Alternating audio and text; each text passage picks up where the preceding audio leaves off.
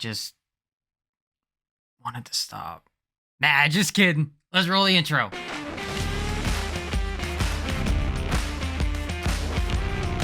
Oh, what a week it's been. And it's only Thursday. My name is Michael Carey, and welcome to this week's rundown. Between my phone pinging every 45 seconds, my fingers hurt from typing, and severe sleep deprivation, Tuesday was a good day. Although it kind of felt like... So, what happened this week? Well, glad you asked. You can also subscribe to the Daily Pit Stop newsletter. Edit Room Michael here with a major bombshell that dropped last night, with RPM and GMS Racing confirming a long-rumored agreement that will see Richard Petty Motorsports sell a major interest to GMS Racing for the 2022 Cup Series season. Two charters are now heading over to GMS Racing, as the long hunt for even just a single one for GMS is now over.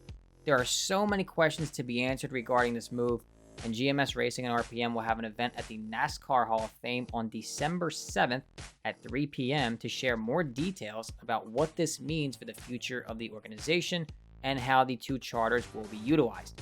The rundown will have it all next week, so for now, sit tight and enjoy the show. The fun started on Tuesday when Front Row Motorsports practically confirmed all their plans for 2022, headlining with Todd Gilliland making his Cup Series debut in 2022 in the very same number that his father spent a majority of his time with at Front Row. Gilliland was quoted on Tuesday saying that, and I quote, "I feel like I found a home at FRM. I've been around the team when I was growing up and watching my dad race. I joined the truck team here. It has been a good place for my career. I cannot wait to step up into the NASCAR Cup Series. I know the challenge is ahead, but planning to be here and help grow with this team for a long time." As for the seat that he is leaving in the Truck Series, Zane Smith will leave the Chevrolet camp for the Blue Oval in the number 38 Front Row entry in the Truck Series. An impressive late-season surge saw Smith make his way into the Championship 4 at Phoenix. Gilliland also made the playoffs but failed to advance to the Championship 4. MRC and Speedco, according to a source, are expected to also carry over their sponsorship to the number 38 F-150 for 2022. As for the 2021 Daytona 500 champion, Michael McDowell and crew chief Drew Blickensderfer will return to the organization for the fifth straight season for the duo. A playoff appearance, two top fives, and of course that Daytona 500 win highlight the pair's achievements last season. Now, if he were to hang up his helmet in 2023 and that 34 car is open, it's certainly possible, like I said, that Smith moves up and Zane and Todd will be your Front Row duo. Some of this also depends on, too, if Front Row keeps their second car charter for 2023 with either the 38 or the 34. My only concern, honestly, is that 38 car. Think about it. Since 2019, there's been a new driver in that 38 car every season.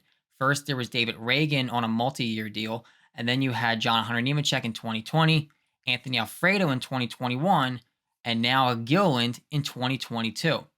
I think for Gilliland, this is truly a long-term fit for him, but with one entry changing drivers like I changed my socks, where's the stability for growth? I mentioned before that a scale down could be beneficial for Front Row if they decide to go that route.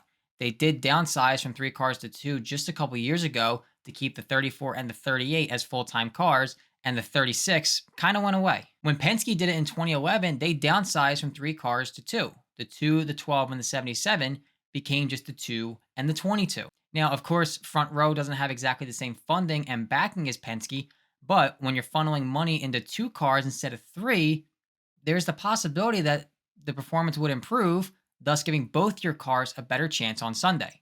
Now, as far as Zane Smith goes, truly, I expect him to win at least 2 to 3 races next year, and it would not surprise me if he ends up back in the Championship 4 once again in 2022.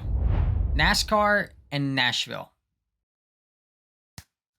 It just goes together so well, doesn't it? Ever since bringing Champions League to Nashville, the city has embraced the sport so much, and NASCAR even returned there in a racing capacity just last year at the Nashville Superspeedway. The future of NASCAR in the Music City got a major update this week and a timeline when Mayor John Cooper and Speedway Motorsports announced jointly a major deal to bring the fairgrounds back to the NASCAR calendar. The new deal would have Bristol Motor Speedway lease, manage, and operate the fairgrounds for a 30-year term. The new deal would include sound mitigation measures, a repave, and a major renovation project to the over 100-year-old property. The preview renders that came out this week show a very promising future for the venue, and no need to ask Bob Pockrass, the track does have lights. Overall, this is an outstanding achievement for NASCAR, for the fairgrounds, and for many people, including guys like Dale Earnhardt Jr., who were very vocal in the support of bringing the fairgrounds back on the NASCAR calendar. And look, the public display by the neighbors of the track, I understand they're upset. I know they don't want this to happen, but in reality, that track was probably there before they were. And if there's a dormant racetrack, chances are there could be a time where that track is revitalized again. And that's what's about to happen at the fairgrounds. Although I give SMI credit, they're really working hard to please the neighbors with things like sound mitigation efforts to really try to keep the noise level down in the surrounding homes. Personally, my only concern at this point, it's not even Nashville, it's Dover. SMI acquired Dover a couple weeks ago, and we've all seen the images of the seats coming down, and it just feels like the general lack of enthusiasm around Dover has just kind of gone downhill over the past couple seasons. Honestly, I fear that the days of racing at Dover are partially numbered. And that makes me sad personally, because my first race I ever attended was at Dover in 2006. When I started working for Fox and NBC, I was always at Dover. Dover was actually my first race working with Fox back in 2018. So, I mean, that track personally to me has so much history to it. And plus, it's the closest track to my house here in Philadelphia. Let's not let Alex Bowman win any more races, because we all know what happens after he wins. Ever since Austin Hill announced his departure from Hattori Racing earlier this year, there's been so many questions regarding Hattori and that 16 truck. Hill is a championship caliber driver, and that entry is a championship caliber truck.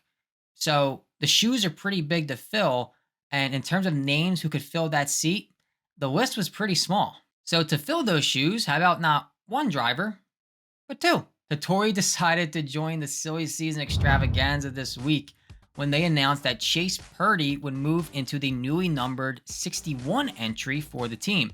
Bama Buggies will carry over their sponsorship of the 22-year-old, this time back in a Tundra. As for the newly announced expansion of the team, Tyler Ankrum will move over from GMS Racing to Hattori, and the team officially confirmed a 2-truck entry for the 2022 season. Wayuna will also move over with Ankrum, extending the relationship of the driver-sponsor duo.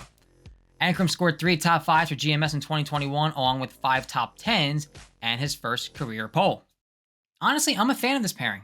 Now we have Hattori Racing with 2 young drivers, fully backed sponsorship, and for the fact that they're expanding now, this is like the best case scenario for a growing team. Keep in mind too, that's an extra Toyota Tundra now in the field, and not that you really needed an extra one, but I guess the more the merrier. It also wouldn't shock me personally if Hattori Racing does end up fielding an Xfinity car for a handful of races like they've done with Austin Hill in the past, and given Ankrum and Purdy a couple races each. It's actually crazy though when you realize 2020 GMS Racing, it's gone. Zane, Creed, Chase, Ankrum, gone. And not to mention, Chevrolet just lost a handful of good drivers. Zane Smith went to Ford, and Purdy and Ankrum both went over to Toyota. As I mentioned in a previous episode, with GMS Racing going to the Cup Series, it definitely would not surprise me at all if GMS Racing only fields 2 full-time Truck Series entries and puts a lot more focus on the Cup Series.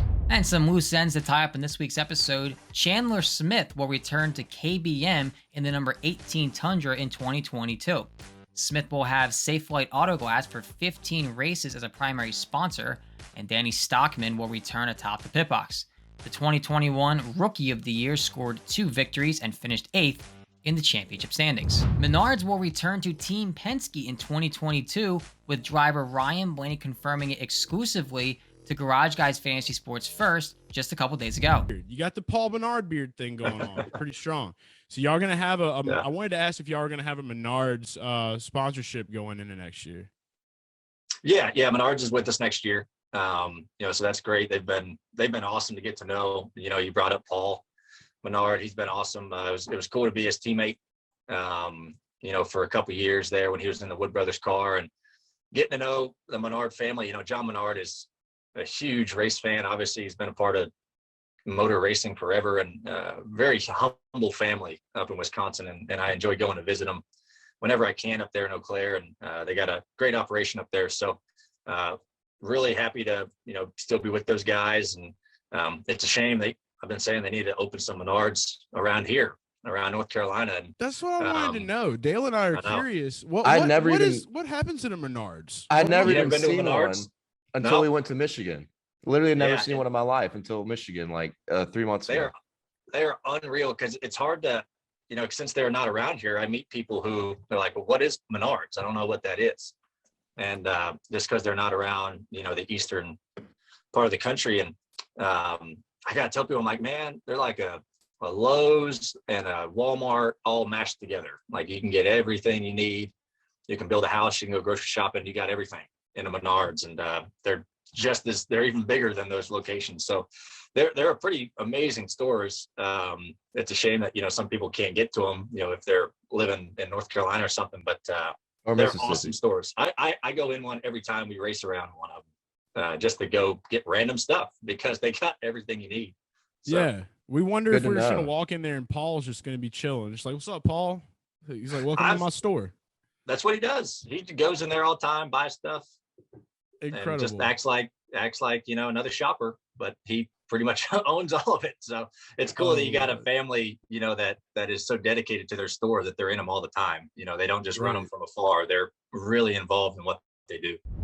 The deal will see Austin Cindric, Ryan Blaney, and the number 21 of Harrison Burton adorn the iconic Menards yellow branding.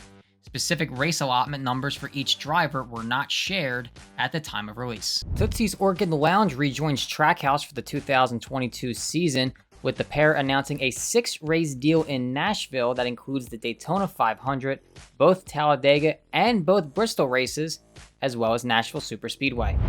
That's gonna wrap it up for this week's rundown. I sincerely hope you enjoyed today's episode. If you did, consider subscribing. Honestly, the YouTube subscriber count for this channel exploded over the last month. I think we entered the month with like 170 something subscribers. Now we're up to just over 400 right now. And I only have a funny ploy to get you to subscribe if you don't, but honestly, just thank you for whoever has been subscribed to the channel, supporting the channel. Likes, comments, subscriptions, they actually all mean a ton to me and to the channel's website, the website's channel. So, thank you. Don't forget to paint your side skirts and spoilers.